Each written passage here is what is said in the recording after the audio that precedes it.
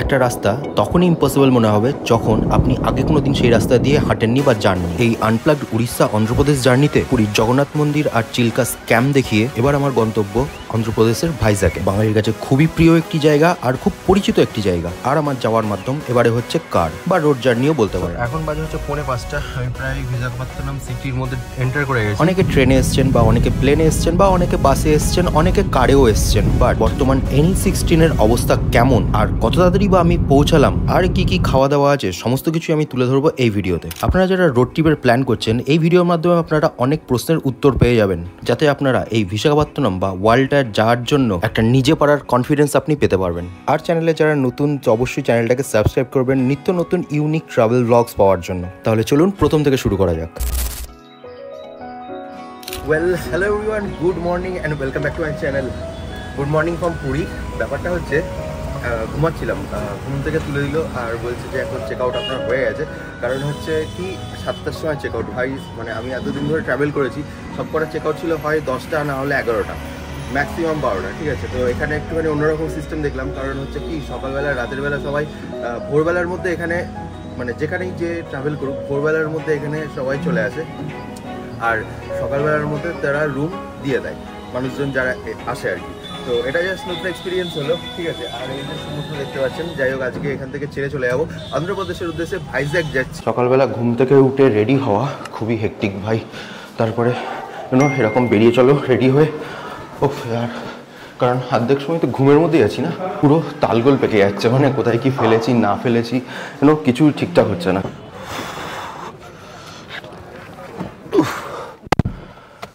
আর হাঁপিয়ে গেছি, সকালবেলা উঠে একটু শ্বাস নেওয়ার টাইম পাইনি, 2-3বার বেল বাজিয়ে রেডি করেছে।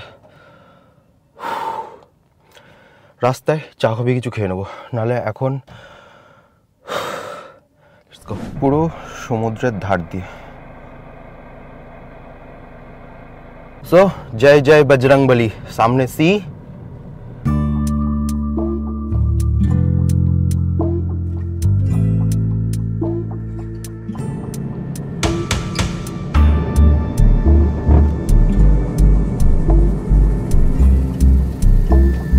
একটা জায়গায় রাস্তা ভুল করে ফেলেছি, কোথা দিয়ে রাস্তা হয়তো খেয়াল করিনি, এখন ইউটার্ন মারতে হবে, ইউটার্ন মেরে বেরোতে হবে। রাস্তা ইজ সো কমপ্লিকেটেড ভাই। আগে বলতে পারোনি, এখন বলছো? অভদ্র গুগল। এইখানে একটা জিনিস দেখুন, প্রত্যেকটা বাড়িতে ম্যাক্সিমাম নারকেল গাছ রয়েছে, মানে বোঝা যাচ্ছে যে I am going to south India. দারুণ লাগছে।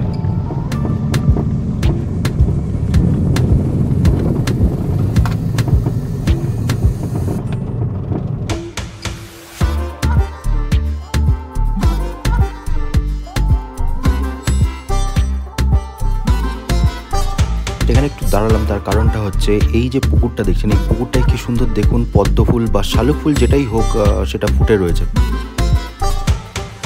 এখন বাজে ঘড়িতে প্রায় 9:30 আর আমি একটা ধাবা মতো পেয়েছি যেটা NH16 এর পাশেই একদম। প্রায় নেই করে তাও 34 কিলোমিটার লেগে গেল পুরী থেকে আসতেই, মানে হাই রোড ধরতে। আর এই ধাবাতে দেখি কি পাওয়া যায়। আর এই যে পাহাড়গুলো দেখছেন একদম হাই রোডের পাশেই, খুব সুন্দর লাগছে দেখতে না। এইগুলোকে ইস্টার্ন ঘাট বলা হয়, যেটা আমরা জিওগ্রাফি বইতে পড়ে এসেছি। এবার চলুন ব্রেকফাস্টে কি কি পাওয়া যায় না পাওয়া যায় সেটা দেখিনি। ওকে, আমি ব্রেকফাস্টে নিয়ে নিয়েছি মশলা ধোসা, আর এর সাথে যেটা দিয়েছে মানে সব জায়গাতেই যেটা দেয় হচ্ছে সেটা হচ্ছে চাটনি আর সাম্বার। বাট এখানে একটা ইউনিক জিনিস আছে, সেটা হচ্ছে ঘুগনি দেয়, যেটা হচ্ছে উড়িষ্যাতে। হ্যাঁ, কোনোদিন শোনেননি তো? আমিও কোনোদিন শুনিনি যে ঘুগনি দিয়ে ধোসা খায় কেউ। আর সঙ্গে নিয়েছি উড়িষ্যার ফেমাস ছেনা পোড়া। কথাটা মনে রাখবেন, ছেনা পোড়া। মাস্টার শেফ প্রোগ্রামটার ব্যাপারে অনেকেই জানেন বা অনেকেই মাস্টার শেফ প্রোগ্রামটা দেখেন। এই যে ডিশটা দেখছেন ছেনা পোড়া, এটা কিন্তু মাস্টার শেফে গেছিল।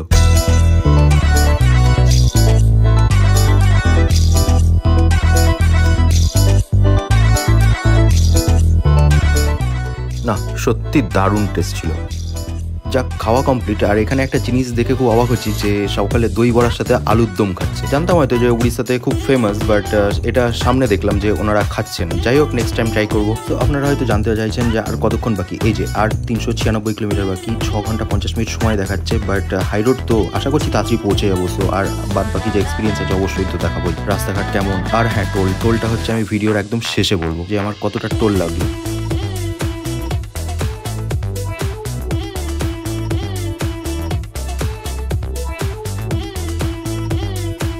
আরেকটা খুব ইম্পর্টেন্ট জিনিস আপনাদের সাথে শেয়ার করছি, যেটা হচ্ছে রাস্তার স্পিডোমিটার। যারা বাই রোড আসছেন তারা একটু স্পিডটা নিয়ে কনসিয়াস থাকবেন। তার কারণটা কেন হচ্ছে 1000 টাকা করে ফাইন, তারপরে যতগুলো কাটবে 2000 টাকা করে, মানে এটা একটু বেশি পকেটে চাপ পড়ে যাবে আপনারা যারা আসছেন বাই রোড আমার মতো। আর স্পিডটাও আমি মেনশন করে দিই যে NH16-এর যে স্পিডটা সেটা হচ্ছে 80 km/h। 80 কিলোমিটারের ওপরে গেলে তাহলে হচ্ছে আপনার ফাইন কাটবে। আর অবশ্যই স্পিড ক্যাম্পগুলো এমন এমন জায়গায় রাখা রয়েছে না, মানে আপনি ধরতেও পারবেন না। আর হ্যাঁ, আমি এখন এই মুহূর্তে চিল্কার পাশ দিয়ে যাচ্ছি। আমি কারণ ম্যাপ দেখছিলাম, জুম আউট করে দেখছিলাম যে চিল্কার একদম পাশ দিয়ে এই রাস্তাটা যাচ্ছে। আর বাই দ্য ওয়ে, আমি জাস্ট এই মাত্র অন্ধ্রপ্রদেশে এন্টার করলাম। সমস্ত গাড়ির নাম্বার প্লেট আমি AP লেখা দেখছি। আর বাইরের টেম্পারেচারের কথা যদি বলি, মানে বাইরে বিভৎস গরম অন্ধ্রপ্রদেশে। বাড়ির সাথে কথা হয়েছিল, কিন্তু জানতে পারলাম যেটা হচ্ছে ওয়েস্ট বেঙ্গলে দিনের বেলা গরম হলেও রাতটা একটু হলেও ঠান্ডা থাকছে, বাট এখানে অ্যাজ ইট ইজ।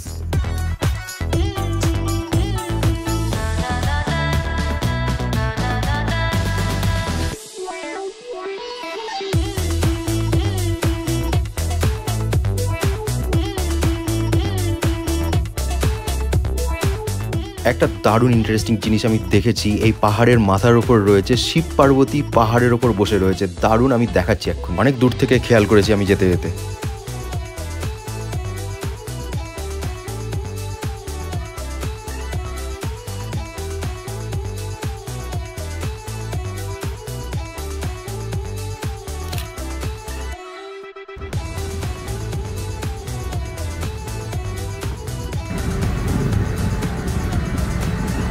আমি এখন দাঁড়িয়ে রয়েছি কার্নাল ওয়ালসা ইন অন্ধ্রপ্রদেশ। আর এখন টাইমটা হচ্ছে প্রায় 2:30 বাজে। আমি ভাবলাম একটু খেয়ে নিই আর একটু রেস্টও নিয়ে নিই। তার কারণটা হচ্ছে বাইরে এত গরম না, পিট এসি চলছে, বাট পিট পুরো ভিজে গেছে। আমি ভাবলাম একটু দাঁড়িয়ে নিই, দাঁড়িয়ে তারপরে একটু খাওয়া দাওয়া করে নিই। আর এই জায়গাটা এত সুন্দর। আমি আসার সময় দেখছিলাম, আমার মানালির কথা মনে পড়ে আসছিল। তার কারণ হচ্ছে পাশ দিয়ে পাহাড় সমস্ত কিছু, আপনার তো সমস্ত কিছু দেখালামই। কি সুন্দর পাহাড়, তার পাশ দিয়ে হাই রোড। আর হাই রোড তো একদম চুমু হাই রোড পুরো। একটা জিনিস দেখাই, অন্ধ্রপ্রদেশের স্টাইল, এই যে কারি পাতা মাছ। আর একটা জিনিস সত্যি কথা কি বলুন তো ব্যাপারটা, যেটা হচ্ছে সমুদ্রে যখন আসবেন, সমুদ্রের আশেপাশে সিটিতে আপনি যখন থাকবেন, তো তখন কি জানেন তো, জলেই নুন। মানে কি বলুন তো, সকালবেলা আমি যখন কুলকুচি করছি, সকালবেলা সমস্ত কিছু করছি যখন, তখন জলটা না নোনতা। আর একটা জিনিস, হোটেলের এই লোকজনের সাথে কথা বলছিলাম, তো কথা বলে এটাই জানতে পারলাম যে এখানে নুনটা বুঝে শুনে দিতে হয়। মানে হুট করে কেউ যদি বাইরে থেকে এসে খাবার রান্না করে, নুন কিন্তু বেশি হয়ে যাবে, কারণ জলের নুন রয়েছে অলরেডি। আর 156 কিলোমিটার বাকি, বলছে 5:57-তে পৌঁছাবো। পাগল হয়ে গেছে গুগল।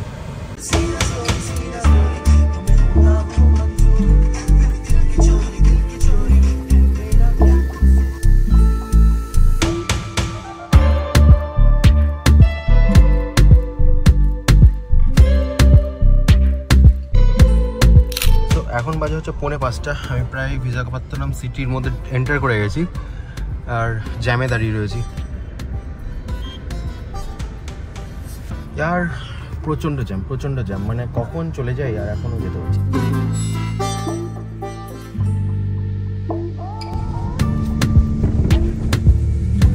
ওয়েল, চলে এসছি আমার ডেস্টিনেশনে। ভাই সাহ, মাজা পিঠ ব্যথা গেছে। অ্যান্ড প্রচণ্ড ট্রাফিক ভাই, প্রচণ্ড ট্রাফিক।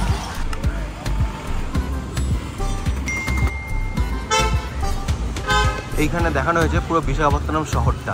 আর এই যে স্টেডিয়ামটা দেখছেন না, পুরো পাহাড়ের গায়ে। আমি এর পাশ দিয়ে এলাম, মানে এত ট্রাফিক ছিল ওখানে, আমি দাঁড়াতেই পারিনি। সব কিছু করতে করতে একটু টাইম লেগে গেল আর কি। তো এইখান থেকে কিছুটা ওপর থেকে এরকম দেখাচ্ছে।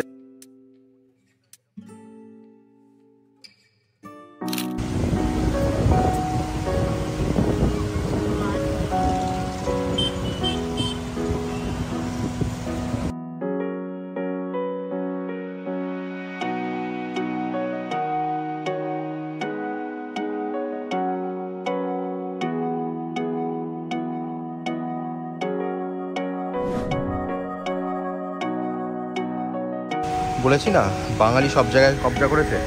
এই যে আমন্ত্রণ। তো আমি এখন রয়েছি, আরেকবার বলে দিই, অন্ধ্রপ্রদেশের বিশাখাপত্তনমে, যেটা PNS গাজী একটা সময় ধ্বংস করে দেবে বলেছিল সাবমেরিন দিয়ে। তো আমাদের ইন্ডিয়ান নেভির যারা রয়েছেন তারা সেটাকে বুদ্ধি করে বাঁচিয়েছিলেন। তো আজকে এই শহরটা দেখলেন, সেটা এখনও বেঁচে রয়েছে। সো একটু পরে ডিনার করতে যাব। দেখুন লেখা আছে বাংলাতে অন্ধ্রপ্রদেশে সকাল 10টা থেকে 4টে পর্যন্ত আর রাত 7টা থেকে 10:30 পর্যন্ত। এটা হইল মেনু কার্ড। কয়েকদিন পর ঘি ভাত খেয়ে না একদম প্রাণ জুড়িয়ে যাচ্ছে, সত্যি বলছি। কয়েকদিন পর ঘি ভাত, অনেকদিন ধরে মনে হচ্ছিল যে ঘি ভাত খাই, বাট আজকে পেয়েছি। আর এখানকার অ্যাড্রেসটা আমি দিয়ে দিলাম, আপনারা নোট ডাউন করতে পারেন।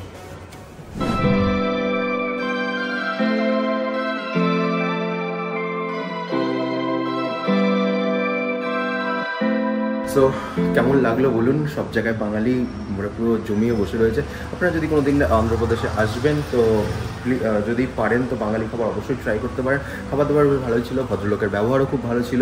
সো ভিডিওটা এখানেই শেষ করছি। I hope you like this ভিডিওটা ভালো লাগলে লাইক করে দেবেন and share with everyone and subscribe করতে পারবেন। So guys, thanks for watching. This is Pritam Baksi. Take care, good night.